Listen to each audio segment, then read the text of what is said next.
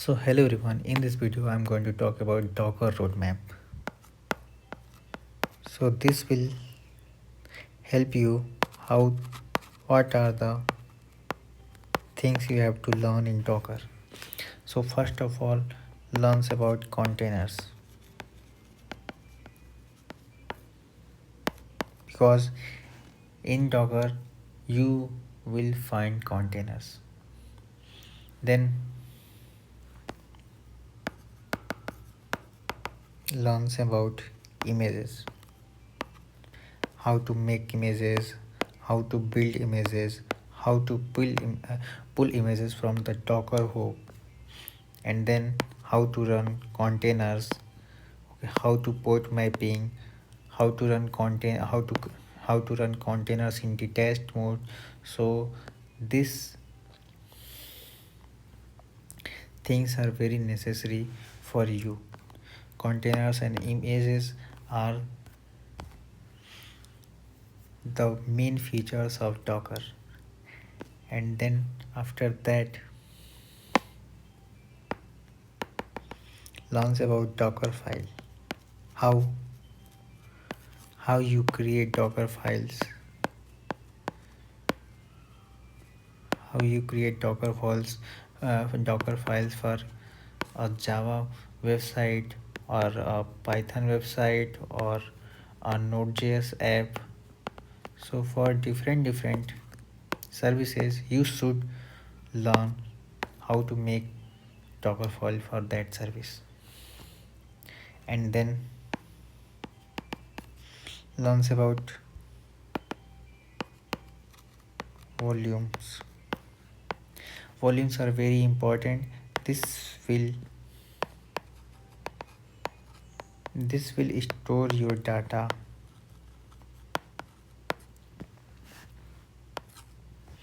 Let's say you run a container and make some commands, and the data is stored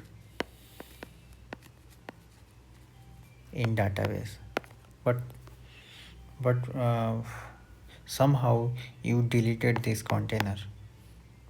So what happens? All the data which is present in database will gone.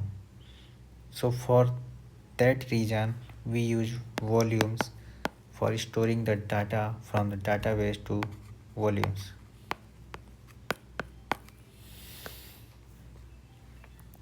And after that,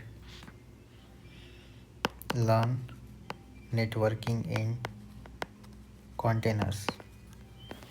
Let's say you have a container for backend and one container for front end, one container for database. So these containers are isolated from the entire world. So how backend will know about database? So for that purpose we use networking, use networks. We bind all the three services to the same network so that each container will know the other containers. In this we have three default networks. The first one is bridge, second one non, and the third one is host. And we have fourth one also, which is custom, made by us. So these are by default and this is custom which was made by us. And then this is our fifth.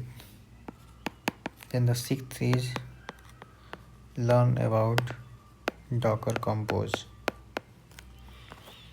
So let's say, what is Docker Compose? Let's say you have a container for backend, you have a container for front end, you have a container for database. So if you didn't have Docker Compose, so you have to write Docker file for this, Docker file for this, Docker file for this service. So there are three Docker for three containers.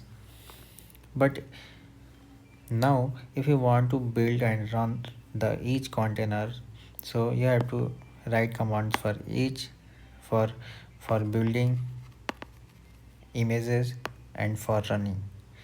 For the front end service, you have to write again building and running. For database, for run command for building and run command for running. So there are 6 commands, and this is very tedious task if you have more services like hundred of containers. So for that purpose, we use Docker Compose to reduce the time. And if you have a Docker Compose file, and in the services sections, if you provide all the three services like either here backend, front end and database, then you only need single command for running all the services, whether it is 1 or 2 or it is 50. You just need to run command docker compose up. This will runs this will build and runs all the services which are present in the app. So this is very useful for us. And then the eighth service is Docker image optimization. It is an optimization technique. Let's say for making lightweights, we use multi-step. We use multi-stage features. Like let's say you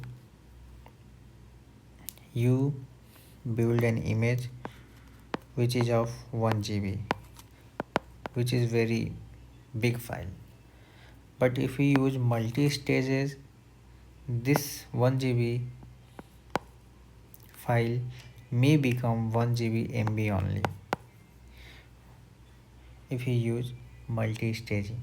So that's why learn about image optimization, learn the features of multi-stage builds, how to create lightweight images and efficient images. Then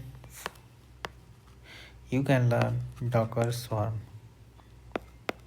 and it is optional because nowadays no one use this technique. Instead of this, we use Kubernetes. So Kubernetes is more popular, so no one use Docker Swarm in real life.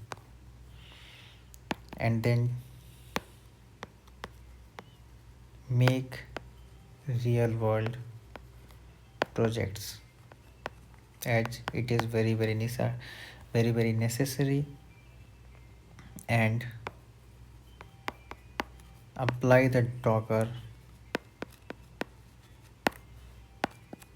skills and learn better. So thank you.